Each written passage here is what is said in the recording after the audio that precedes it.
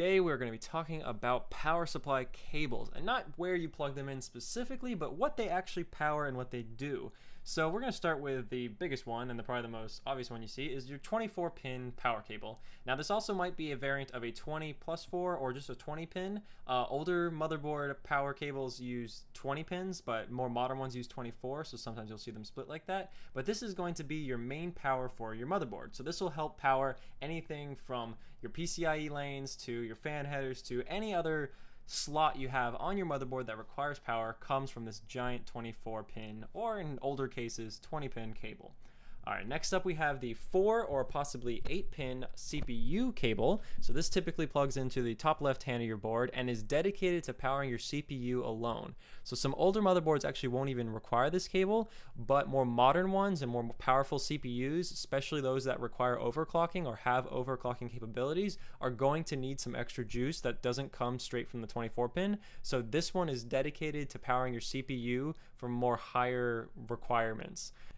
Alright, next we have the 6-pin or possibly an 8-pin PCIe power cable. So similar to the CPU power cable, this one is dedicated towards your graphics cards, and it can either be 6-pin or 8-pin or possibly a 6+2-pin variant. So that way, if you have an 8-pin or if you have a 6-pin, this one cable has the 6 you need and then has 2 extra in case you have an 8-pin.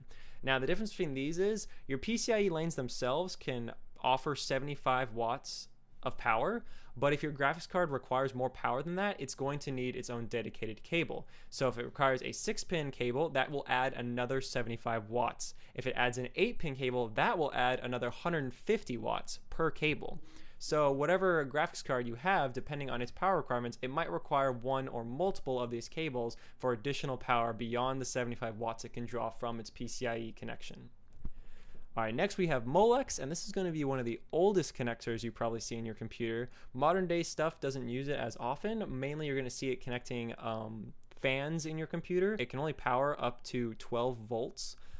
So this was typically used in older hard drives and CD and DVD ROMs, but today that's all actually replaced by SATA power. And so this is the next and the final cable here we have, and this is basically the modern day Molex cable. This is used to power your hard drives, to power your CD, DVD ROMs, any kind of extra peripherals, fan controllers you have.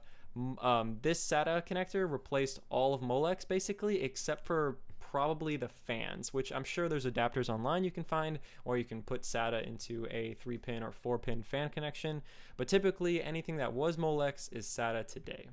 And that's pretty much it, guys. I hope you enjoyed this fast little video on what the power connections and all the cables do in your PSU. If you have any questions or any thoughts you want to leave in the comments below, I'd love to talk more about this with you. If you haven't already, consider subscribing for more videos like this, and I'll see you guys in the next one.